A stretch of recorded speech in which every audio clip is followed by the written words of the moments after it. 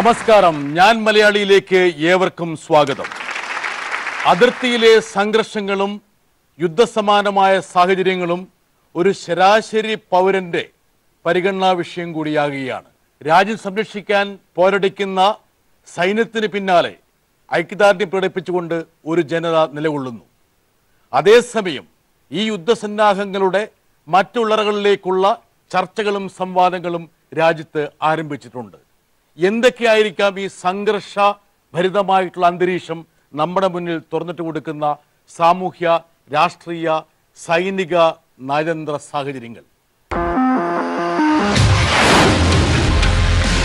പുൽവാമ ഭീകരാക്രമണത്തിനു ശേഷം ഇന്ത്യൻ വ്യോമസേന നടത്തിയ പ്രത്യാക്രമണവും അതിർത്തിയിലെ സംഘർഷവും ഒക്കെ അടങ്ങുന്ന സംഭവ പരമ്പരയിൽ ഏറ്റവും സംഭവബഹുലമായ ഏടാണ് വിംഗ് കമാൻഡർ അഭിനന്ദൻ വർദ്ധമാൻ പാകിസ്ഥാന്റെ പിടിയിലാകുന്നതും ഒടുവിൽ മോചിതനാകുന്നതും.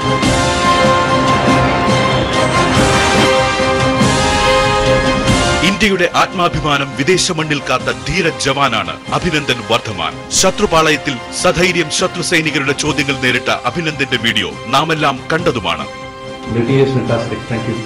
നിരവധി നാടകീയതയ്ക്കൊടുവിൽ മോചിതനായി വാഗ അതിർത്തിയിൽ എത്തിച്ചപ്പോഴും തുടർന്ന് ഇന്ത്യൻ മണ്ണിലേക്ക് നടന്നു കയറിയപ്പോഴും അഭിനന്ദൻ തലയുയർത്തി തന്നെ നിന്നു.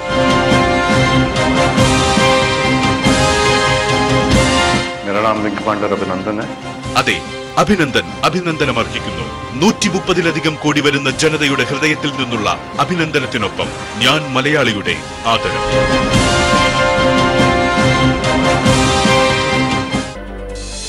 ഈ ചർച്ചയിൽ പങ്കെടുക്കുന്നത് ശ്രീ ടി.പി. ശ്രീനിവാസൻ, മുൻ Indian ambassador, Nayanranjan, Shrimati CS Sujatha, CPM നേതാവ്, മുൻ MP, Shri MS Kumar, BJP നേതാവ്, ശ്രീ മാത്യു കുഴിൽനാടൻ, കേരള പ്രൊഫഷണൽ കോൺഗ്രസ് സംസ്ഥാന അധ്യക്ഷൻ, കേണൽ രാജീവ് മണാലി, ഡോക്ടർ ജോസഫ് ആന്റണി, രാഷ്ട്രീയ നിരീക്ഷകൻ, group captain PN Nair, Fakhruddin Ali, സാമൂഹ്യ നിരീക്ഷകൻ. ഈ വിഷയത്തിൽ ഉത്കണ്ഠയുള്ള, ആകാംക്ഷയുള്ള കുറെ പേർ സ്റ്റുഡിയോയിൽ നമ്മോടൊപ്പമുണ്ട്. ശ്രീ ടി.പി. ശ്രീനിവാസൻ, താങ്കൾ വളരെ തിരക്ക് പിടിച്ച് നടക്കുന്നൊരു സമയമാണ്. എന്താ കാരണം വെച്ചാൽ പല കാര്യങ്ങൾക്കും ഒരുപക്ഷെ വ്യക്തമായ ഒരു അഭിപ്രായത്തിന് വേണ്ടി താങ്കളിലേക്ക് ക്യാമറ തിരിയുന്ന ഒരു പശ്ചാത്തലം. എന്താണ് താങ്കളുടെ മനസ്സിൽ ഇപ്പോൾ ഈ സംഘർഷത്തെക്കുറിച്ചുള്ള ഒരു അനുമാനം എന്ന നിലയിൽ പറയാൻ കഴിയും? ഇതൊരു യുദ്ധത്തിലേക്ക് നയിക്കുമെന്നോ ഒരു വലിയ പ്രശ്നമുണ്ടാകുമോ എന്ന് ഞാൻ വിശ്വസിക്കുന്നില്ല. കാരണം നമ്മൾക്ക് ചെയ്യേണ്ടത് നമ്മൾ ചെയ്തു. അത് പ്രധാനമന്ത്രി വ്യക്തമായി ആദ്യം മുതലേ തന്നെ പറഞ്ഞിരുന്നു, ഇതിനൊരു വലിയ വില കൊടുക്കേണ്ടി വരും. അത് നമ്മൾ ചെയ്തു. അതിന് പ്രതികരണം നമ്മൾ പ്രതീക്ഷിച്ചതുമാണ്. അപ്പോൾ അതിനുശേഷം അതൊരു വലിയ യുദ്ധത്തിലേക്ക് നീങ്ങാനുള്ള സാധ്യതകൾ കുറവാണ്. രണ്ടുപേർക്കും അവരുടെ ഡ്യൂട്ടി ചെയ്തതുപോലെയുള്ള ഒരു ഫീലിംഗ് ആണ് ഇപ്പോഴും തോന്നുന്നത്. അത് തന്നെയല്ല, ലോകം മുഴുവനും ഉറ്റുനോക്കിക്കൊണ്ടിരിക്കുകയാണ്. ലോക നേതാക്കന്മാരെല്ലാം ഇതിൽ ഇടപെട്ട് കഴിഞ്ഞു, മറ്റ് രാഷ്ട്രങ്ങൾ ഇടപെട്ട് കഴിഞ്ഞു. അപ്പോൾ അതുകൊണ്ട് ഇതൊരു ഭീകരവാദത്തെ അവസാനിപ്പിക്കുമെന്ന് എനിക്ക് തോന്നുന്നില്ല.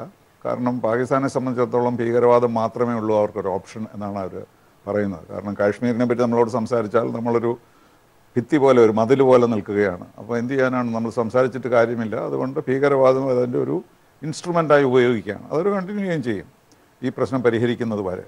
പക്ഷേ അതിനെ എങ്ങനെയെങ്കിലും നിയന്ത്രിക്കുക, അതുപോലെ ഭീകരവാദത്തെ തന്നെ ഇല്ലാതാക്കുക എന്നുള്ള ഒരു ആഗ്രഹം എല്ലാ രാജ്യങ്ങൾക്കുമുണ്ട്, നമുക്ക് മാത്രമല്ല. അതുകൊണ്ടാണ് നമുക്ക് ഈ പിന്തുണ. പതിറ്റാണ്ടുകളായിട്ട് ഒരു പക്ഷേ ഒരു ഇൻഡോ പാക് പ്രശ്നം ഒരു കാശ്മീർ സെൻട്രിക് ആയിട്ടാണ് തുടരുന്നത്. എനിക്കൊന്ന് നിങ്ങളെപ്പോലെ നയന്ത്രജനുടെ പ്രധാനപ്പെട്ട ഒരു ദൗത്യവും ഈ മേഖലയെക്കുറിച്ച് മതിയായിട്ടുള്ള സഫീഷ്യൻ്റ് ആയിട്ടുള്ള ബ്രീഫിങ് മറ്റുള്ളവർക്ക് കൊടുക്കുക എന്നുള്ളതായിരിക്കും, വിശേഷിച്ചും ഐക്യരാഷ്ട്ര സംഘടനയിൽ. കാരണം ഇത് അവിടുത്തെ ഒരു അജണ്ട ഐറ്റമാണല്ലോ, ഇടയ്ക്കിടയ്ക്ക് വന്നുകൊണ്ടിരിക്കുന്നത്. അപ്പോൾ അതിനെപ്പറ്റിയുള്ള ശരിയായ വാർത്തകൾ, ശരിയായ കാരണങ്ങൾ കൊടുക്കുക. കാരണം നമ്മളെ സംബന്ധിച്ചിടത്തോളം Kashmir integral part of India എന്നല്ലേ നമ്മൾ പറഞ്ഞത്. അതിനോട് അങ്ങോട്ട് ചർച്ച ചെയ്യാൻ നമ്മൾ തയ്യാറില്ലാത്തതാണ്. അതേസമയം തന്നെ നമുക്ക് ചില നിലപാടുകളുണ്ട്. ഇപ്പോൾ line of control international border ആക്കാൻ നമുക്ക് വിരോധമില്ല. അത് പക്ഷേ പാകിസ്ഥാൻ അംഗീകരിക്കുന്നില്ല. അവിടെയാണ് പ്രശ്നം. എനിക്ക് തോന്നുന്നു ഒരു സ്റ്റെപ്പ് മുമ്പോട്ട് പോയാൽ പിന്നീട് 2 സ്റ്റെപ്പ് പിന്നോട്ട് പോകുന്ന ഒരു പ്രത്യേകതയാണ് ഈ വിഷയവുമായി പക്ഷേ സംബന്ധിച്ച് നമ്മുടെ കൺമുമ്പിലുള്ളത്. അതെ, താങ്കളുടെ മുമ്പിൽ പ്രത്യേകിച്ച് ഒരു പ്രശ്നപരിഹാരം നമ്മുടെ ആയുസ്സിൽ ഉണ്ടാവുമോ സാറേ? നമ്മുടെ ആർക്കെങ്കിലും അതുണ്ടെങ്കിൽ അവർക്കൊരു നോബൽ പീസ് പ്രൈസ് കിട്ടും എന്നുള്ളത് തീർച്ചയായും. അതുകൊണ്ടാണ് നമ്മുടെ പ്രധാനമന്ത്രിമാരെല്ലാം ഇത് ശ്രമിക്കുന്നത്. കാരണം എല്ലാ പ്രധാനമന്ത്രിമാർക്കും ഒരു സ്വപ്നമുണ്ട്, കാശ്മീർ പരിഹരിച്ചാൽ നോബൽ പീസ് പ്രൈസ് കിട്ടും എന്ന്. അപ്പോൾ അതിനുള്ള ആഗ്രഹം പലപ്പോഴും അവർ അറിയാതെ തന്നെ പുറത്തു വരാറുമുണ്ട്. ഡോക്ടർ മൻമോഹൻ സിംഗ് ആയാലും ശ്രീ വാജ്പേയി ആയാലും അവർക്കൊക്കെ ഒരു സമാധാന പാലനം വേണം, ഇത് പരിഹരിക്കണം എന്നുള്ള ആഗ്രഹം ഉണ്ടായി. അതിന് പല സ്റ്റെപ്പുകൾ അവരെല്ലാം എടുത്തിട്ടുമുണ്ട്. എന്തിനേറെ നരേന്ദ്രമോദി ഇസ്ലാമാബാദിൽ പോയി പിന്നെ നവാസ് ഷെരീഫിനെ ആശ്ലേഷിച്ചപ്പോഴും ഒരുപക്ഷെ ആ ഒരു ആഗ്രഹം മനസ്സിലുണ്ടായിട്ടുണ്ടാകാം. തീർച്ചയായിട്ടും ആ ചിത്രങ്ങളൊക്കെ മറക്കാൻ ആഗ്രഹിക്കുന്ന ഒരു കാലമാണ് കുമാറെ. അതായത് നവാസ് ഷെരീഫിനെ പോയി ആശ്ലേഷിക്കുന്നത്, ആരോടും പറയാതെ നേരെ ഇസ്ലാമാബാദിലേക്ക് വിമാനം തിരിച്ചു വിടുന്നത്, അതൊക്കെ മറന്നുപോയ ആ ചിത്രങ്ങളൊക്കെ തിരിച്ചു കൊണ്ടുവരാനുള്ള ഒരു ആഗ്രഹം ഇല്ലേ ഇപ്പൊ കുമാറിന്? പരമാവധി ശ്രമങ്ങൾ നടത്തി എന്നുള്ളതാണല്ലോ മനസ്സിലാക്കേണ്ടത്. അയൽ രാജ്യവുമായി എത്രയും നല്ല ബന്ധത്തിൽ പോകാനുള്ള എല്ലാ ശ്രമങ്ങളും വഴിവിട്ട നിങ്ങൾ പറഞ്ഞതുപോലെ ക്ഷണമൊന്നും ഇല്ലാതെ പോലും പോയി അതിനൊക്കെയുള്ള ശ്രമങ്ങൾ നടത്തി. ഇനി പൊറുതിമുട്ടിരിക്കുകയാണ്. അങ്ങനെയല്ല, ഒരു ഏതെല്ലാം മാർഗത്തിൽ കൂടി അനുനയ മാർഗം 60 വർഷമായി നമ്മൾ പരീക്ഷിച്ചതിൽ നിന്നെല്ലാം വ്യത്യസ്തമായ ഒരു മാർഗവും നോക്കി, എന്നിട്ട് നടക്കുന്നില്ല. കാരണം അവിടുത്തെ ജനാധിപത്യ ഭരണത്തെ നിയന്ത്രിക്കുന്നത് സൈന്യമാണ്. സൈന്യത്തെയും നിയന്ത്രിക്കുന്ന ചില ഭീകര സംഘടനകളും ഉണ്ട്. ഇപ്പോൾ ഈ ജെയ്ഷെ മുഹമ്മദ് പോലെയുള്ള സംഘടനകളൊക്കെ സൈന്യത്തിലും അവർക്ക് വലിയ സ്വാധീനം ഉണ്ടെന്നാണ് പറയപ്പെടുന്നത്. അതുകൊണ്ട് അവിടെ ഇപ്പോൾ ആരെങ്കിലും ഒരു കൂട്ടർ മാത്രം വിചാരിച്ചാൽ നടക്കുന്ന കാര്യങ്ങളല്ല ഇതൊക്കെ. അതിപ്പോൾ ലോകത്തിന് ബോധ്യപ്പെട്ട് വരികയാണ്. സാധാരണഗതിയിൽ അതിർത്തിയിലൊരു യുദ്ധസന്നാഹം മലയാളിക്ക് വലിയൊരു ഉത്കണ്ഠയൊന്നും കൊടുക്കേണ്ട കാര്യം ഉണ്ടായിരുന്നില്ല. പക്ഷെ ഇപ്പോൾ മലയാളി കൂടി അതിൽ ഉത്കണ്ഠപ്പെട്ടിരിക്കുകയാണ്. പല വാർത്തകളും വരുന്നു, ഒരുപക്ഷെ പാകിസ്ഥാൻ വേണമെങ്കിൽ മാലദ്വീപിലൂടെ വളഞ്ഞു വേണമെങ്കിൽ കേരളത്തിലോ അല്ലെങ്കിൽ ദക്ഷിണേന്ത്യയിലോ ഒക്കെ ആയിരിക്കും വേണമെങ്കിൽ ആക്രമണം നടത്തുക. ഇതിലൊന്നും സത്യമുണ്ടോ എന്ന് അറിയില്ല. പക്ഷേ ഇന്നത്തെ കാലഘട്ടത്തിൽ നമ്മുടെ നവമാധ്യമങ്ങളൊക്കെ നന്നായി വിരാജിക്കുന്ന സമയത്ത് ഇത്തരം വാർത്തകൾ നന്നായിട്ട് ഫക്രുദ്ദീനെ പോലുള്ള ആൾക്കാർ വിളമ്പുന്നുമുണ്ട്. ഫക്രുദ്ദീൻ, ഈ രീതിയിലേക്കാണ് കാര്യങ്ങൾ പോകുന്നത്. അതായത് ഓരോ പൗരനും ഒരുപക്ഷെ ഈ വിഷയത്തിൽ അകപ്പെട്ടിരിക്കുന്നു, ഉൾപ്പെട്ടിരിക്കുന്നു, എക്സർസൈസ്ഡ് ആവും. ഞാൻ അങ്ങോട്ട് വരാം. സുജാത, ഇതിന്റെ വ്യത്യസ്തമായ തലങ്ങൾ, പ്രതിപക്ഷ കക്ഷികൾ ഡൽഹിയിൽ യോഗം ചേർന്നപ്പോൾ അവർ നടത്തിയ പ്രസ്താവനയിൽ ഞാൻ ഒരു വാചകം ശ്രദ്ധിച്ചിരുന്നു. ഈ രാജ്യരക്ഷാ സംബന്ധമായ വിഷയത്തെ രാഷ്ട്രീയത്തിന് ഉപയോഗിക്കരുത് എന്ന്. അത് കുമാറിനെതിരെയുള്ള ഒരു സൂചനയായിരുന്നോ? അല്ല, വളരെ വ്യക്തമായിട്ടുള്ള നിലപാടാണ് രാജ്യത്തെ 21 രാഷ്ട്രീയ പാർട്ടികൾ കൈക്കൊണ്ടത്. രാജ്യത്തിന് വേണ്ടി പോരടിച്ച് ധീര രക്തസാക്ഷിത്വം വരിച്ച ജവാന്മാരുടെ സ്മരണയ്ക്ക് മുന്നിൽ ആദരാഞ്ജലികൾ അർപ്പിച്ചുകൊണ്ടാണ് ആ യോഗം തന്നെ ആരംഭിച്ചത്. അതിൽ അഭിനന്ദനെ എത്രയും വേഗം തിരികെ കൊണ്ടുവരുവാൻ നമ്മുടെ രാജ്യം ആഗ്രഹിക്കുന്നു. അപ്പം അതെല്ലാം ആ യോഗം വിലയിരുത്തി. എന്നിട്ട് വളരെ വ്യക്തമായൊരു അഭിപ്രായം പറയുകയും ചെയ്തു, രാഷ്ട്രീയമായി ഉപയോഗപ്പെടുത്താൻ പാടില്ല എന്നുള്ളത്. അത് വളരെ ശരിയായിട്ടുള്ള കാര്യം തന്നെയാണ്. രാജ്യരക്ഷ തന്നെയാണ് ഏറ്റവും പരമപ്രധാനമായിട്ടുള്ളത്. അതിന് ഏറ്റവും നല്ല നിലയിൽ സൈന്യം പ്രവർത്തിക്കുകയും ചെയ്തുകൊണ്ടിരിക്കുന്നു. അതിനപ്പുറത്തേക്ക് മറ്റു നിലയിൽ ഇതിനെ ഉപയോഗിക്കാൻ പാടില്ല എന്നുള്ള ഒരു നിലപാട് പ്രതിപക്ഷം പറയുന്നു. പാടില്ല എന്ന് പറയുമ്പോൾ ഉപയോഗിക്കുന്നതായി കാണുന്നുണ്ടോ? ഈ അങ്ങനെ വരാൻ പാടില്ലല്ലോ, പാടില്ല. കാരണം പ്രതിപക്ഷം അതോടൊപ്പം തന്നെ ഗവൺമെന്റ് ഈ തീവ്രവാദ പ്രവർത്തനങ്ങളെ അവസാനിപ്പിക്കുന്നതിന് വേണ്ടി ഗവൺമെന്റ് സ്വീകരിക്കുന്ന എല്ലാ നടപടികൾക്കും പിന്തുണ കൊടുക്കുകയും ചെയ്യുന്നുണ്ട്. അതായത് ഇപ്പോൾ അവിടെ പോയി നടത്തിയ ഓപ്പറേഷൻ, ജെയ്ഷെ മുഹമ്മദിന്റെ താവളം ആക്രമിക്കുന്ന ആ പ്രവർത്തനങ്ങൾക്ക് അതിനുശേഷം നടന്ന ആ പ്രവർത്തനങ്ങളെ പ്രകീർത്തിക്കുകയും ചെയ്തു.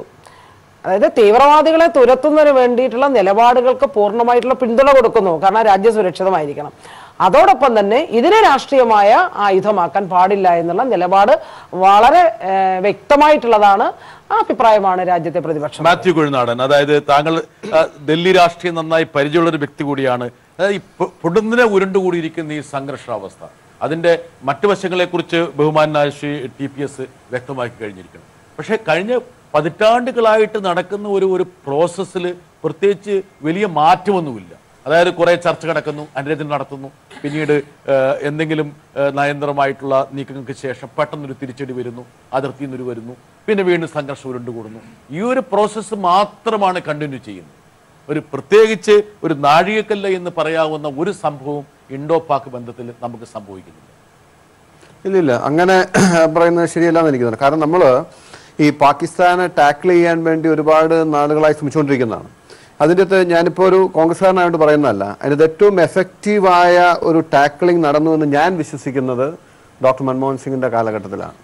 ബോംബെ അറ്റാക്കിന് ശേഷം ഒരുപക്ഷെ ഒരു റിട്ടാലിയേഷൻ എന്നൊരു ഓപ്ഷൻ നമ്മുടെ മുമ്പിൽ ഉണ്ടായിരുന്നു. പക്ഷെ റിട്ടാലിയേഷന് പോവാതെ ഇന്റർനാഷണൽ ഫോറത്തിലെല്ലാം പാകിസ്ഥാനെ നമ്മൾ ഒറ്റപ്പെടുത്തി, ലോകരാഷ്ട്രങ്ങളിലെ എല്ലാം പിന്തുണ ആർജിച്ച് ഒരു കാലങ്ങൾ കൊണ്ട് പാകിസ്ഥാൻ ഒറ്റപ്പെട്ട് പാകിസ്ഥാൻ ഇന്റർനാഷണൽ ഫോറത്തിൽ വളരെ ദുർബലമായി എന്ന് മാത്രമല്ല, എക്കാലത്തും പാകിസ്ഥാന് വലിയ ശക്തി നൽകിയിരുന്ന അമേരിക്ക ആദ്യമായിട്ട് പാകിസ്ഥാന് കൊടുത്തിരുന്ന $1.68 ബില്യൺ മിലിറ്ററി എയ്ഡ് കട്ട് ചെയ്യുന്ന സ്ഥിതി ഉണ്ടായി. പാകിസ്ഥാൻ ഇനി പൈസ കൊടുക്കില്ല എന്നവർ പറഞ്ഞു. എല്ലാ നിലയിലും പാകിസ്ഥാൻ ഒറ്റപ്പെട്ടു വന്ന് പാകിസ്ഥാൻ ഒരു ഭീകര രാഷ്ട്രമെന്ന് മുദ്രകുത്തി ലോകത്തിന്റെ ഒരു ഇത് നമുക്ക് പിടിച്ചു പറ്റാൻ കഴിഞ്ഞു. പിന്നെ ഞാൻ ഇവിടെ പറയാൻ ആഗ്രഹിക്കുന്നത്, അതിനുശേഷം ഡോക്ടർ മൻമോഹൻ സിംഗിന് ശേഷം ഉണ്ടായിരുന്ന ഗവൺമെന്റുകൾ അതേപോലെ എഫക്റ്റീവായിട്ട് കൈകാര്യം ചെയ്തിട്ടില്ല എന്നാണ് താങ്കൾ അല്ല, ഞാൻ ഒരുപക്ഷെ ഇതിന്റെ ഏറ്റവും ആധികാരികമായ അഭിപ്രായം പറയാൻ പറ്റുന്ന ഒരാൾ ഞാൻ ഒന്ന് പറഞ്ഞത് ശ്രീനിവാസൻ സാർ ഉള്ളതുകൊണ്ട് ഞാൻ പറയാണ്. എനിക്കിപ്പോ ഇവിടെ പറഞ്ഞല്ലോ, പെട്ടെന്ന് ഒരു സുപ്രഭാതത്തില് പാകിസ്ഥാനിലേക്ക് പോകുന്നു, അവിടെ ബിരിയാണി കഴിക്കുന്നു, സാരി കൊടുക്കുന്നു, എല്ലാ പരിശ്രമവും, അതൊക്കെ വെറും പൊളിറ്റിക്കൽ ഗിമ്മിക്സ് എന്നുള്ള അല്ലാതെ അങ്ങനെയൊന്നും ഒരു രാഷ്ട്രങ്ങൾ തമ്മിലുള്ള ബന്ധം ഒരിക്കലും മെച്ചപ്പെടില്ല. അങ്ങനെ ഒരു കൺവെൻഷണൽ ട്രഡീഷണൽ ഫോറിൻ ഡിപ്ലോമസി ഇല്ല. ബാക്ക് ചാനൽ ഡിപ്ലോമസിയിൽ സബ്സ്റ്റാൻഷ്യൽ പ്രോഗ്രസ് ഇല്ലാതെ രാഷ്ട്ര തലവന്മാർ വെറുതെ എന്ത് സത്യം പറഞ്ഞ ഇന്ത്യ രാജ്യം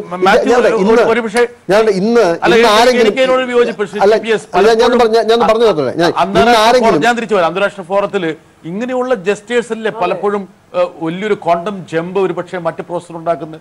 അതായത് അദ്ദേഹം പറയുന്നത് ഇങ്ങനെയുള്ള ജസ്റ്റേഴ്സ് ഒരിക്കലും ഇത് ഗെമിക്സ് മാത്രമാണെന്ന് പറയുമ്പോൾ അങ്ങനെയാണോ? നമ്മുടെ ജസ്റ്റേഴ്സിന് പ്രാധാന്യമുണ്ട്, പക്ഷേ ജസ്റ്റേഴ്സിൽ നിന്ന് പ്രോബ്ലംസ് പരിഹരിക്കപ്പെടുകയില്ല. കാരണം 70 വർഷത്തെ ചരിത്രം മനസ്സിലാക്കാതെ ഇത് പരിഹരിക്കാൻ കഴിയുമെന്ന് അദ്ദേഹം ഇവരെ വിളിച്ചപ്പോഴും അത് തന്നെയായിരുന്നല്ലോ. ഈ അയൽ രാജ്യങ്ങളെല്ലാം വിളിച്ചപ്പോൾ അദ്ദേഹം ഉദ്ദേശിച്ചത് ഒരു സമാധാനവും ഒരു സൗഹൃദവും പുലർത്താമെന്നായിരുന്നു. പക്ഷെ അവർ ഓരോരുത്തരോടും സംസാരിച്ചപ്പോൾ അദ്ദേഹത്തിന് മനസ്സിലായി ഇത് മുന്നോട്ട് പോകുന്ന കാര്യങ്ങളല്ല, ഇത് പ്രത്യേകം ചർച്ച ചെയ്താലേ കഴിയുകയുള്ളൂ എന്ന് അദ്ദേഹത്തിന് അങ്ങനെയാണ് മനസ്സിലായത്. അതുകൊണ്ട് ഈ ജസ്റ്റേഴ്സിനൊരു വാല്യൂ ഇല്ല എന്നല്ല ഞാൻ പറയുന്നത്. പക്ഷെ അതേസമയം തന്നെ അതുകൊണ്ട് പ്രശ്നങ്ങൾ പരിഹരിക്കപ്പെടും എന്ന് വിശ്വസിച്ചാൽ അതാണ് സബ്സ്റ്റാൻറ്റീവായിട്ടുള്ള ഫോളോ അപ്സ് വേണം. അതല്ല, ഞാൻ ഇപ്പൊ ആരെങ്കിലും ഇന്റർനാഷണൽ ഫോറത്തില് നരേന്ദ്രമോദിയെ ഇകഴ്ത്തി കാണിക്കാൻ ആഗ്രഹിക്കുന്ന ആരെങ്കിലും ഈ നരേന്ദ്രമോദി പോയി കെട്ടിപ്പിടിക്കുന്നതും കാണിക്കുന്നതും ഒക്കെ എടുത്ത് കാണിച്ചിട്ട് ഇന്ത്യൻ സൈന്യത്തെ ഞാൻ നമുക്ക് കഴിഞ്ഞ ദശാബ്ദങ്ങളിൽ നമുക്ക് ഇതുപോലൊരു തിരിച്ചടി ഏറ്റിട്ടില്ല. നമ്മളെ പൊളിറ്റിക്കലി അത് പോയിന്റ് ഔട്ട് ചെയ്യരുതെന്ന് ആഗ്രഹിക്കുന്നതുകൊണ്ടാ ഞാൻ ചോദിക്കട്ടെ, ഇന്ത്യൻ സൈനിക താവളം പാകിസ്ഥാൻ ആക്രമിച്ചിട്ടുണ്ടോ, അല്ലെങ്കിൽ ഭീകരവാദികൾ ആക്രമിച്ചിട്ടുണ്ടോ? ഉറിയിലും പത്താൻകോട്ടിലും അത് സംഭവിച്ചു. 40 സൈനികർ നമുക്ക് വില കൊടുക്കേണ്ടി വന്നു. നമ്മൾ വലിയ ഡിഫൻസിലായിരുന്നു. ഈ ഒരു റിട്ടാലിയേഷനെ ഒരു extra ordinary reaction on an extra ordinary action on an extra ordinary reaction എന്ന് കണ്ടാൽ മതി. ഒരു അസാധാരണമായ ഒരു സംഭവം ഇന്ത്യക്ക് നേരെ ഉണ്ടായപ്പോൾ നമ്മൾ അസാധാരണമായി നമ്മുടെ ഒരു നിലനിൽപ്പിന് വേണ്ടി ചെയ്താണ്. അത് പറഞ്ഞു വരുന്നതിന്റെ മലയാള പരിഭാഷ, അതായത് ഈ കുമാറിന്റെ പാർട്ടിയും ഈ രാജ്യത്തിന് നിയന്ത്രണമേറ്റ ശേഷം ഈ ഇൻഡോ പാക് ബന്ധം കുളവാക്കി ഇന്ത്യയുടെ സാധ്യതകൾ ഒരുപാട് അപകടപ്പെടുത്തി. തീർച്ചയായിട്ടും ഞാനൊരു പൊളിറ്റിക്കൽ അസസ്മെന്റ് പറയാണ്. ഇതിന്റെ ഈ ഒരു എൻ്റയർ എപ്പിസോഡിന്റെ ഒരു പൊളിറ്റിക്കൽ അസസ്മെന്റ് നടത്തുകയാണെങ്കിൽ തീർച്ചയായിട്ടും കഴിഞ്ഞ 5 വർഷം കൊണ്ട് ഇന്ത്യ പാക് ബന്ധം മോശമായി എന്ന് മാത്രമല്ല രാജ്യ താല്പര്യത്തിന് ഗുണകരമായ രീതിയിൽ കൊണ്ടുപോകാൻ ഈ സർക്കാരിന് കഴിഞ്ഞിട്ടില്ല. കുമാർ വളരെ വ്യക്തമായി കണ്ടോ, ഇതാണ് മാത്യു ഒന്ന് പ്രകോപിപ്പിച്ചാൽ മാത്രമേ കൃത്യമായ മലയാളം വരുള്ളൂ. ഇത് വെറും രാഷ്ട്രീയമാണ്. മാത്യു രാഷ്ട്രീയമൊന്നുമില്ല എന്ന് ആദ്യം പറഞ്ഞെങ്കിലും പറഞ്ഞത് മുഴുവൻ രാഷ്ട്രീയമാണ്. 2014 ശേഷമാണോ നമ്മുടെ രാജ്യത്ത് ഭീകരവാദ പ്രവർത്തനങ്ങൾ നടക്കുന്നത്? അദ്ദേഹം മിലിറ്ററിക്കാരുടെ കാര്യം പറഞ്ഞു. 800 പേരാണ് 93-ൽ ബോംബെ കലാപത്തിൽ 800 പേരാണ് കൊല്ലപ്പെട്ടത്. 1500-ഓളം പേര് ഗുരുതരമായ പരിക്കേറ്റു. കോടിക്കണക്കിന് രൂപയുടെ നാശനഷ്ടങ്ങൾ ഉണ്ടായി. എന്തിന്? 2006-ലെ ബോംബെ കലാപത്തിൽ സൈനികരുടെ കാര്യമാണ് പറഞ്ഞത്. ഇന്ത്യൻ സൈന്യത്തിന് നേരെ, ഇന്ത്യൻ മിലിറ്ററിക്ക് നേരെ ഉണ്ടായ അറ്റാക്കിന്റെ കാര്യമാണ്. സിവിലിയൻസിന്റെ ജീവനും വിലപ്പെട്ട ഇല്ലെന്ന് പറഞ്ഞില്ല. ഞാൻ പറഞ്ഞ 209 പേരാണ് ബോംബെ കലാപത്തിൽ, രണ്ടാമത്തെ കലാപത്തിൽ 2006-ൽ കൊല്ലപ്പെട്ടത്. അപ്പം ഞാൻ പറഞ്ഞത് ഭീകരാക്രമം നടക്കുന്നത് ആദ്യമായിട്ടല്ല. മോഡി സർക്കാർ അധികാരത്തിൽ വന്നതിന് ശേഷം മാത്രം ഇങ്ങോട്ട് വന്നതല്ല ഭീകരവാദം. ഭീകരവാദ പ്രവർത്തനങ്ങൾ ഭാരതം നേരിടാൻ നോക്കിയിട്ട് എത്രയോ വർഷങ്ങളായി. അന്ന് UPA സർക്കാരിന്റെ കാലത്തും NDA സർക്കാരിന്റെ കാലത്തും ഒക്കെ അതുണ്ട്.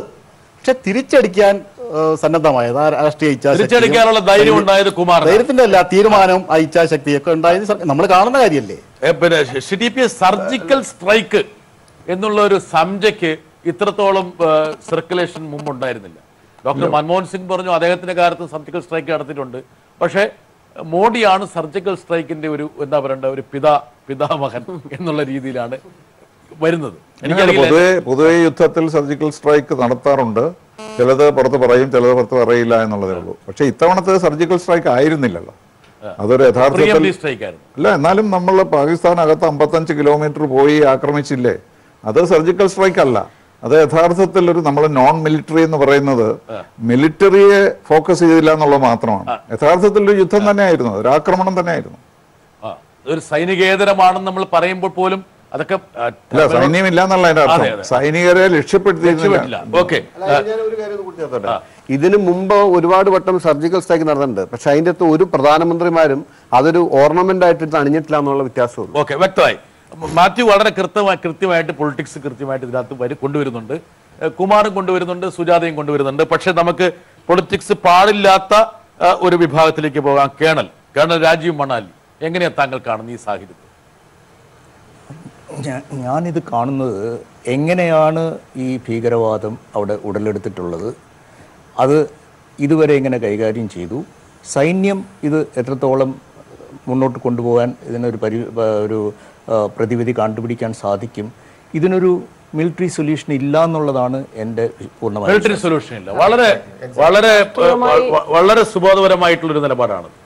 എനിക്ക് തോന്നുന്നു അത് ആശാവഹവുമാണ്. എന്താ കാരണം വെച്ചാൽ ഒരു സൈനികപരമായി പരിഹരിക്കാൻ പറ്റുന്ന ഒരു വിഷയമല്ല അല്ലേ താങ്കൾ ഉദ്ദേശിക്കുന്നത്? ഞാൻ ഉദ്ദേശിക്കുന്നത് 48-ലായാലും 65-ലായാലും 71-ലായാലും 3 യുദ്ധങ്ങൾ നമ്മൾ പാകിസ്ഥാനുമായിട്ട് നടത്തിയിട്ടുണ്ട്.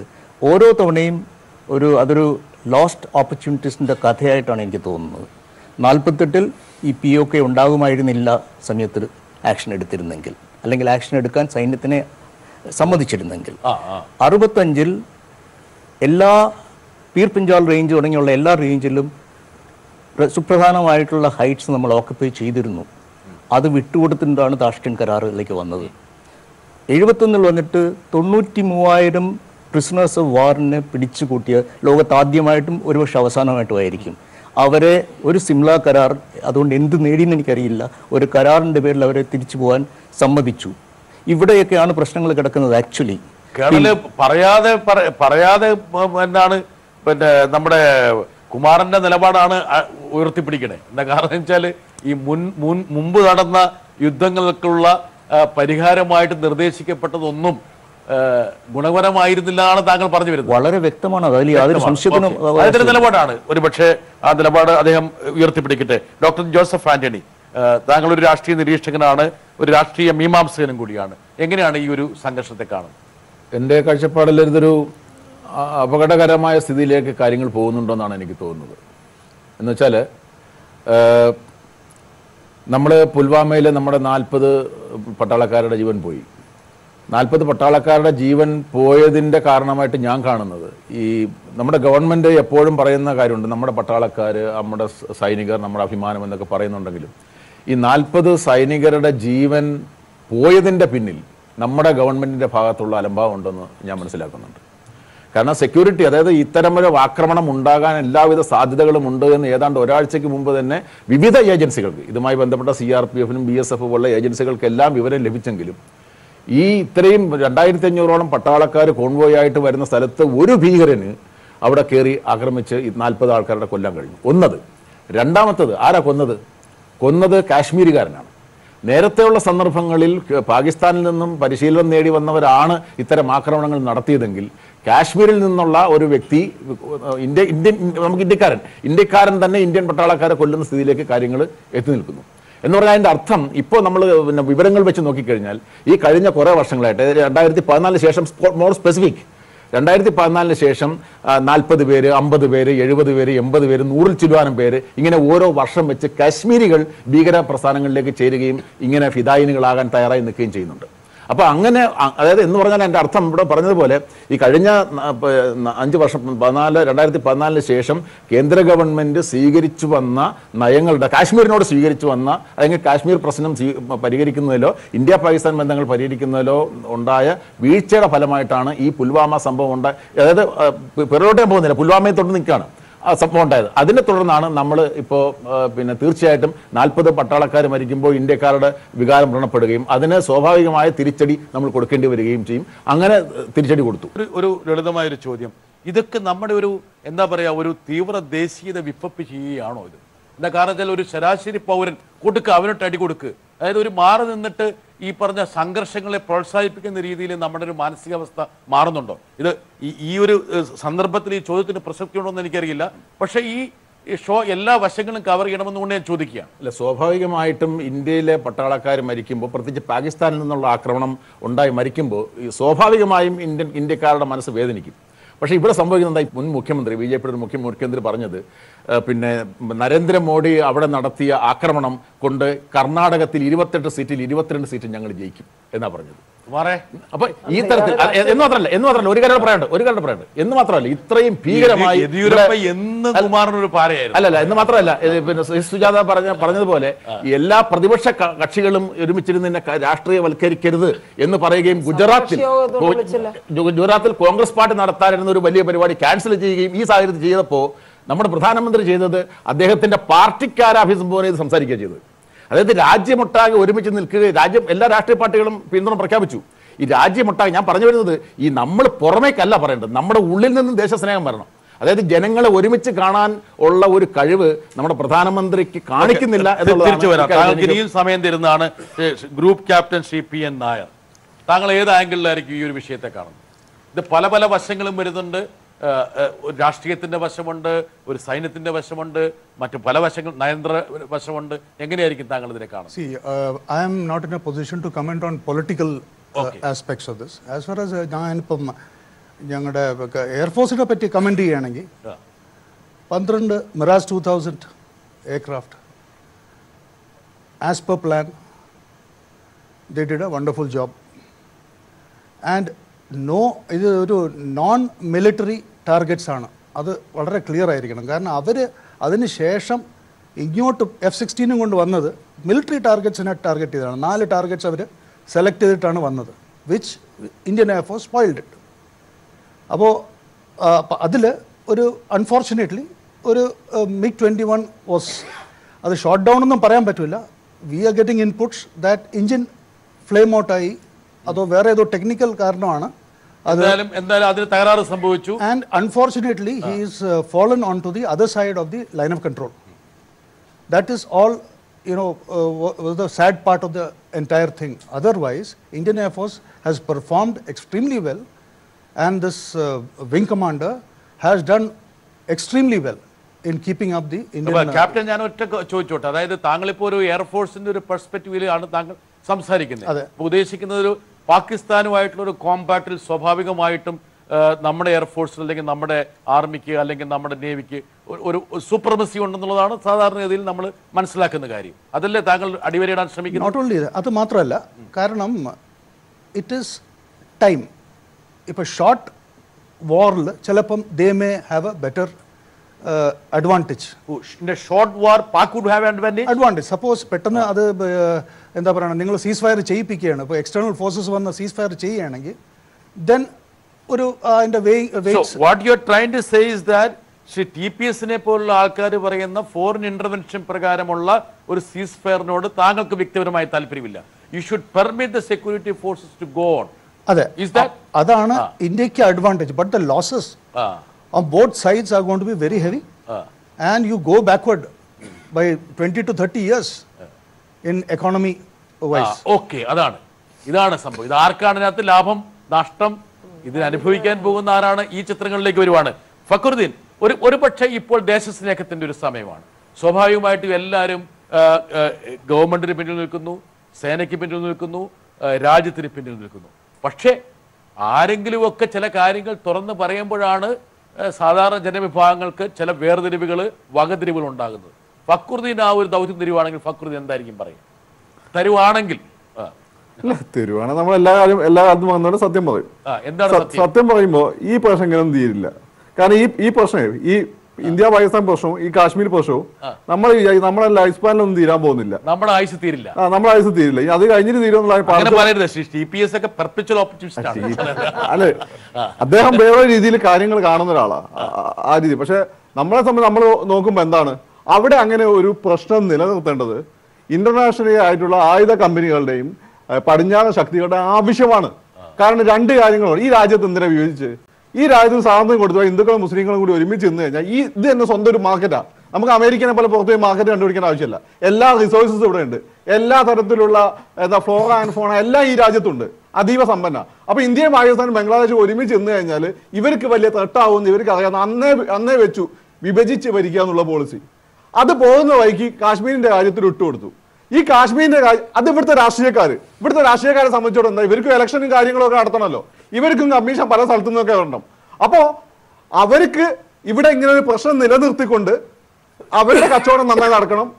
ഇന്ത്യയുടെ ഈ ഉപഭൂഖണ്ഡത്തിന്റെ വളർച്ച തടയണം.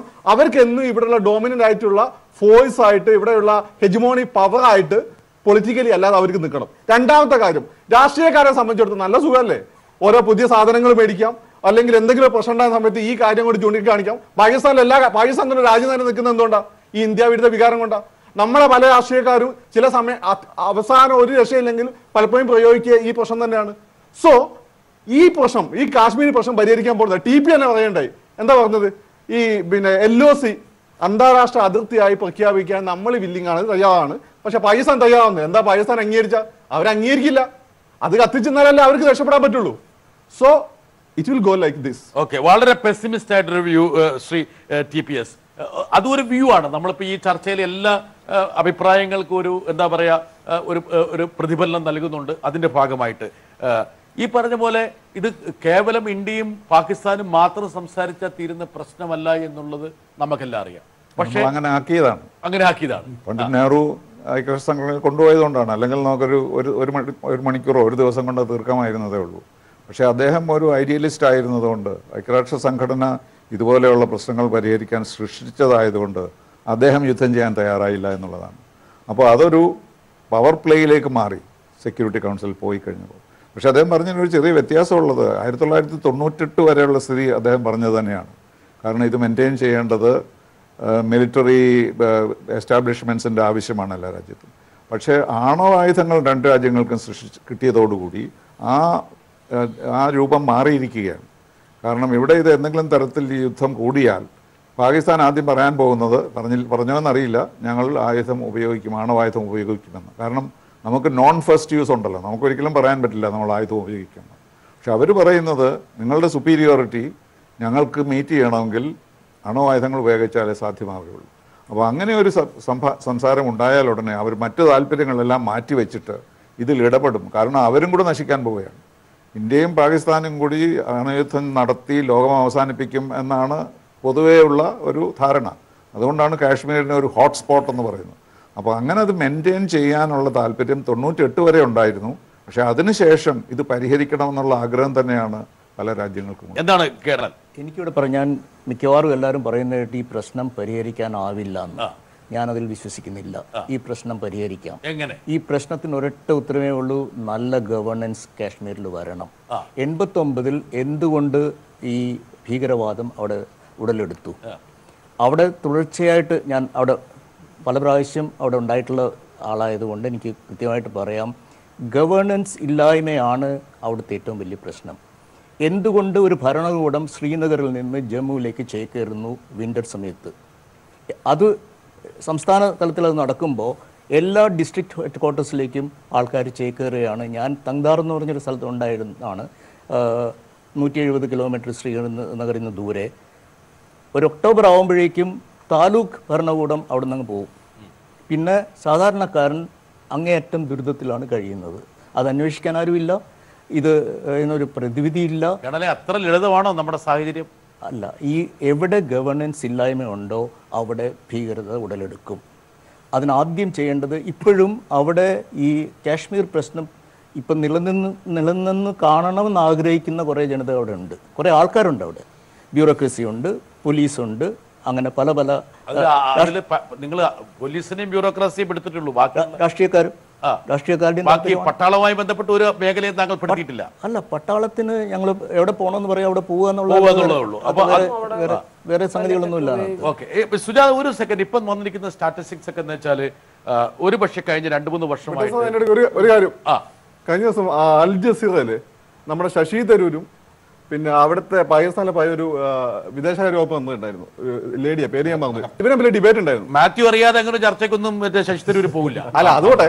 അപ്പൊ അതില് ഇവര് ഹിന പറഞ്ഞ ഒരു കാര്യമുണ്ട്. പണ്ട് ഞങ്ങളുടെ രാജ്യത്ത് പ്രശ്നം എന്ന് വെച്ചാൽ ഈ സൈന്യം കയറിയ ഇടപെടായിരുന്നു. പക്ഷെ കുറച്ചു കാലമായിട്ട് സൈന്യത്തെ ഒരു പരിധി വരെ കൺട്രോൾ ചെയ്യാൻ ഞങ്ങൾക്ക് പറ്റുന്നുണ്ട്. പക്ഷെ ഇന്ത്യയായിട്ട് എന്റെ ടൈമിൽ തന്നെ പലപ്പോഴും ഞാൻ സംസാരിച്ചപ്പോൾ എനിക്ക് അൺഒഫീഷ്യലി എന്നോട് പറഞ്ഞൊരു കാര്യം, കാശ്മീരുമായിട്ട് ബന്ധപ്പെട്ട ചില പ്രശ്നങ്ങൾ പട്ടാളം യോജിക്കുന്നില്ല എന്നുള്ളതാണ്. പൊളിറ്റിക്കൽ ലീഡർഷിപ്പ് എന്നോട് പറഞ്ഞു തന്നപ്പോൾ ശശി തരൂർ ചിരിച്ചുകൊണ്ടിരിക്കുന്നു. യൂട്യൂബിൽ ഇപ്പോഴും വീഡിയോ ഉണ്ട്. മാത്യു ചിരിച്ചോണ്ടിരുന്നു എന്നുള്ള ആരോപണമാണ് വരുന്നത്. ചിരിയൊക്കെ ഒരുപാട് വലിയ സന്ദേശങ്ങളാണ് ഇപ്പം നൽകിക്കൊണ്ടിരിക്കുന്നത്. അല്ല, എനിക്ക് തോന്നുന്നത് ഇതിന്റെ യഥാർത്ഥ ഒരു സൊല്യൂഷൻ നമ്മൾ ആഗ്രഹിക്കുകയാണെങ്കിൽ ഇന്ത്യ എന്ന നിലയ്ക്ക്, ഒരു പൊളിറ്റിക്കൽ സ്റ്റുഡൻറ് എന്ന നിലയ്ക്ക് ഞാൻ ഈ വിഷയം പഠിക്കാൻ ആഗ്രഹിച്ചിട്ടുണ്ട്. ഇന്ത്യയുടെ മിലിറ്ററി മൈറ്റ് ഒക്കെ ഉപയോഗിക്കുന്നതിനൊക്കെ പകരം first we should be able to win the hearts of Kashmiris. കാശ്മീരിന്റെ ഹൃദയം ഇന്ത്യക്ക് എന്ന് നേടാൻ കഴിയുന്നോ അന്നാണ് ഈ കാര്യത്തിന് ശാശ്വതമായ പരിഹാരം. എത്ര പതിറ്റാണ്ടായി അത് കഴിഞ്ഞിട്ടില്ല. അതെ, പക്ഷെ അതിന് കഴിയണം. അതിന് കഴിഞ്ഞാൽ പാകിസ്ഥാൻ അങ്ങേയറ്റം ദുർബലമാവും. പിന്നെ ഇന്ത്യ. എനിക്ക് വീണ്ടും ഒരു ചോദ്യം ശ്രീ TPS-നോട് ചോദിക്കണ്ടേ. നമ്മളെപ്പോഴും ഒരുപക്ഷെ അത് ഡിപ്ലോമസിയിലുണ്ടോ എന്നെങ്കിൽ നമ്മൾ പാകിസ്ഥാൻ അങ്ങ് തീർന്നു പോകണം, പാകിസ്ഥാൻ ഇല്ലാതാകണം ഇൻവെർട്ടർ കോമ എന്ന് പറയുന്നത് ഈ പ്രശ്നത്തിന് പരിഹാരമാണോ? പാകിസ്ഥാൻ ഇപ്പൊ ശ്രീ കേണൽ പറഞ്ഞ പാകിസ്ഥാനെ നിലം പരിശാക്കി കഴിഞ്ഞാൽ ഇന്ന് അവിടെ തീവ്രവാദികൾക്കുള്ള ഹോളിൽ കുറച്ചുകൂടി വർദ്ധിക്കല്ലേ ഉള്ളൂ. എന്റെ കോമൺ സെൻസ് ആണ് തരുന്നത്. അപ്പം ഒരുപക്ഷെ ഒരു ആർമി പെർസ്പെക്റ്റീവിൽ താങ്കൾ അങ്ങനെ ചിന്തിക്കുന്നുണ്ടെങ്കിലും ഞാൻ ഒരു എന്താ പറയുക, ഒരു പൊളിറ്റിക്കൽ ഒബ്സർവറിന്റെ അല്ലെങ്കിൽ ആ രീതിയിൽ ചിന്തിക്കുന്ന ഒരാളുടെ പെർസ്പെക്റ്റീവ് ചിന്തിക്കുമ്പോൾ മറ്റൊരു രാജ്യത്തിനെ ഒരു ഹോട്ട് ബെഡ് ഓഫ് ടെററിസം ആക്കാൻ മാത്രമേ ആ സിസ്റ്റത്തിന്റെ തകർച്ച സഹായിക്കുള്ളൂ. അല്ല, നമ്മുടെ ഈ വാദം കാശ്മീരിൽ ഗുഡ് ഗവേണൻസ് ഉണ്ടെങ്കിൽ ഇത് അവസാനിക്കുമെന്നുള്ളത് മുഴുവൻ ശരിയല്ല. കാരണം എക്സ്റ്റേണൽ ഫാക്ടർ നമ്മൾ കണക്കാക്കണം. പഞ്ചാബിൽ ഇതുപോലെ ഒരു പ്രശ്നം ഉണ്ടായിരുന്നല്ലോ. എങ്ങനെയാണ് അത് അവസാനിച്ചത്? അത് അവസാനിച്ചത് പാകിസ്ഥാൻ്റെ ഇൻ്റർവെൻഷൻ നിന്നപ്പോഴാണ്. അതുപോലെ ഗുഡ് ഗവേണൻസ് നമ്മുടെ എല്ലാ സ്റ്റേറ്റിലും ഗുഡ് ഗവേണൻസ് ഉണ്ടോ? അവിടെ എന്താ ഇതുപോലെയുള്ള കലാപങ്ങൾ ഉണ്ടാകാത്തത്? അപ്പോൾ ഗുഡ് ഗവേണൻസ് മാത്രം കൊണ്ടില്ല ശരിയാവുകയില്ല ഈ പ്രശ്നം. കാരണം എക്സ്റ്റേണൽ ഫാക്ടേഴ്സ് ഉണ്ട്. അവർ പ്രോംപ്റ്റ് ചെയ്തിട്ടാണ് ഇത് നമ്മുടെ ചെറുപ്പക്കാർ ഇതിന് പോകുന്നത്.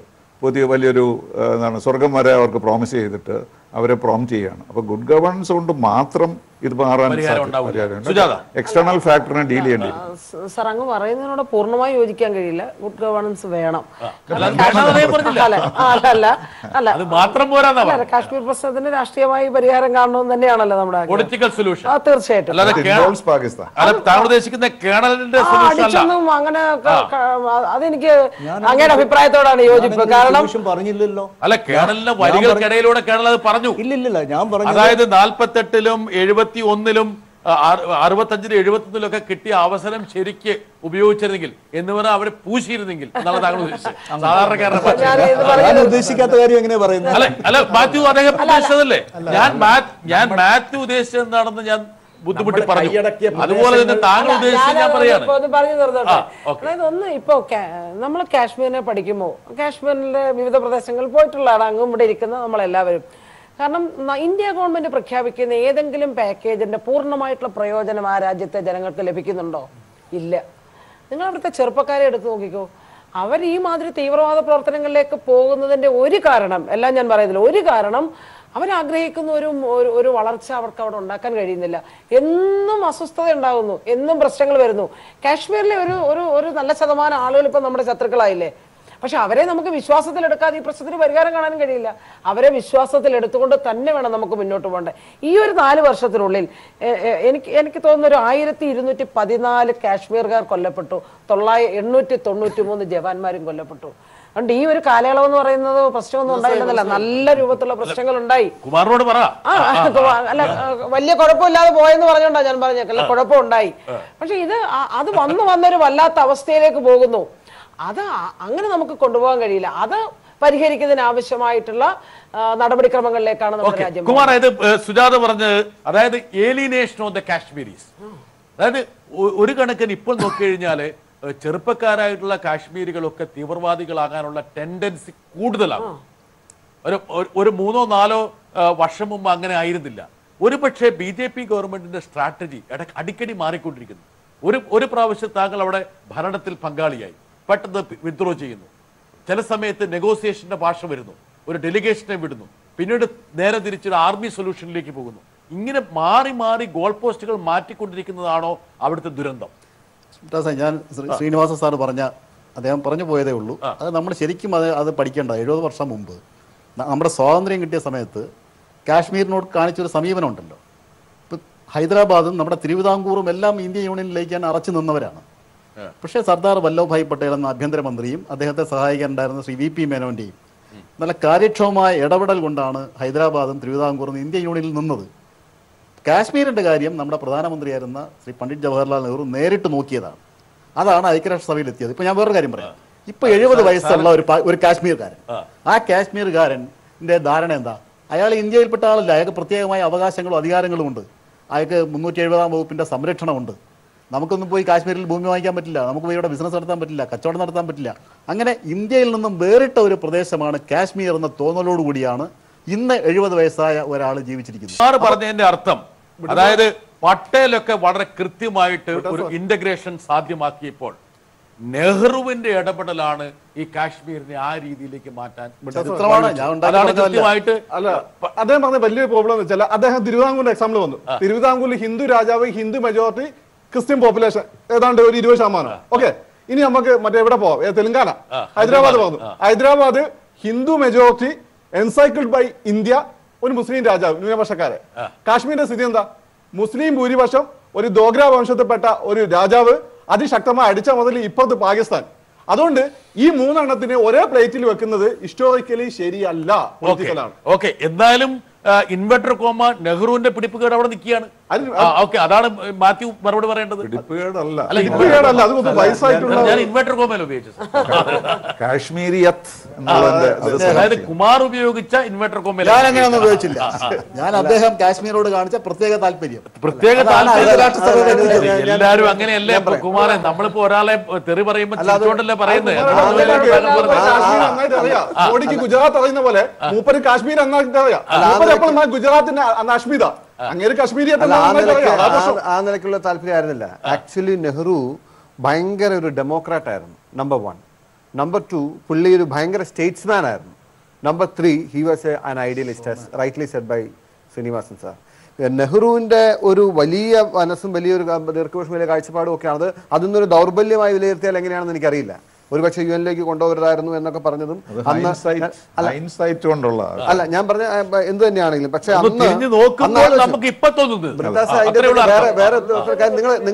നിങ്ങൾ ഒരു എലിമെന്റ് എടുക്കുകയാണ്. ഇന്നത്തെ മിലിറ്ററി മൈറ്റ് ഇല്ലാത്ത, ഇന്നത്തെ എക്കണോമിക് മൈറ്റ് ഇല്ലാത്ത, ഇന്നത്തെ പൊളിറ്റിക്കൽ സ്ട്രെങ്ത് ഇല്ലാത്ത ഇന്ത്യ അന്ന് തേർഡ് വേൾഡ് നേഷൻസിന്റെ ലീഡറായിരുന്നു. പണ്ഡിറ്റ് ജവഹർലാൽ നെഹ്റുവിന്റെ കരിഷ്മ ഒരെണ്ണം മാത്രമാണ്. ഇന്റർനാഷണൽ ഡിപ്ലോമസി ഞാൻ പറയട്ടെ, അന്ന് നമ്മൾ ഒരു ഭാഗം ഒരു പീസ് മാത്രം എടുത്തിട്ട് അതിൻ്റെ അകത്ത് ഇന്ന ന്യൂനത ഉണ്ടായി എന്ന് പറയരുത് ഒരിക്കലും. പണ്ഡിറ്റ് ജവഹർലാൽ നെഹ്റുവിനെ പോലെ ഒരാൾക്കല്ലാതെ അന്നത്തെ കാലത്ത് ഇന്ത്യക്ക് ഇതുപോലെ സ്റ്റേച്ചർ ഉണ്ടാക്കാൻ കഴിയില്ല.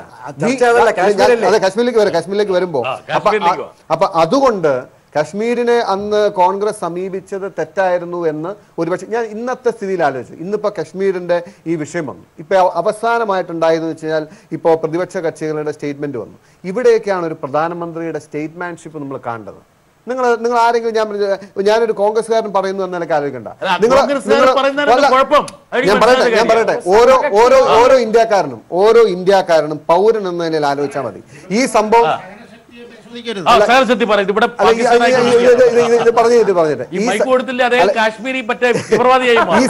ഈ സംഭവം കഴിഞ്ഞിട്ട് പ്രധാനമന്ത്രിയുടെ ഓരോ നിലപാടുകളും പരിശോധിച്ചാൽ അതിന്റെ അകത്ത് ഒരു പൊളിറ്റിക്കൽ ബ്രൗണി പോയിന്റ്സിന് വേണ്ടി ശ്രമിച്ചിട്ടുണ്ടോ ഇല്ലയോ എന്ന് ഓരോ ഇന്ത്യക്കാരനും രാഷ്ട്രീയക്കാരനാവേണ്ട സമയം ഇതല്ല രാഷ്ട്രീയക്കാരനാവേണ്ട സമയം.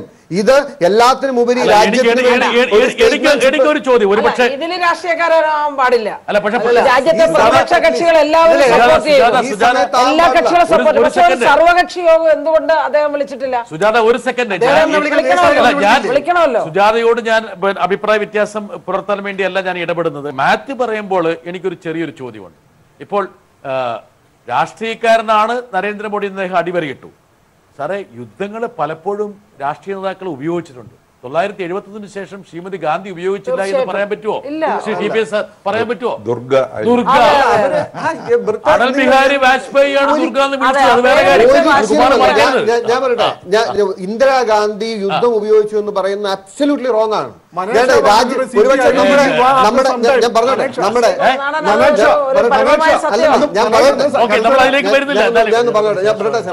അതായത് ഒരുപക്ഷെ ഇന്ത്യയുടെ ചരിത്രത്തിൽ ഇന്ത്യ കണ്ട ഏറ്റവും വലിയ സർജിക്കൽ സ്ട്രൈക്ക് എന്ന് പറയുന്ന 1971 യുദ്ധമായിരുന്നു. 13 ദിവസം കൊണ്ട് ആ രാജ്യത്തെ രണ്ടാക്കി പാകിസ്ഥാൻ മാറ്റാൻ. ഞാൻ അതിലേക്കൊന്നും പോകുന്നില്ല മാത്യു. ഞാൻ ഒറ്റ ഉദ്ദേശിച്ചുള്ളൂ, അതായത് നിങ്ങൾ ഇതിനെ കംപ്ലീറ്റ് ഇൻസുലേറ്റ് ചെയ്യണമെന്ന് നിങ്ങൾ ആഗ്രഹിക്കുന്നുണ്ടെങ്കിലും ചരിത്രത്തിൽ അങ്ങനെ ഇൻസുലേറ്റ് ചെയ്യപ്പെട്ടിട്ടില്ല എന്ന് താങ്കളെ ഓർമ്മപ്പെടുത്തുകയാണ്.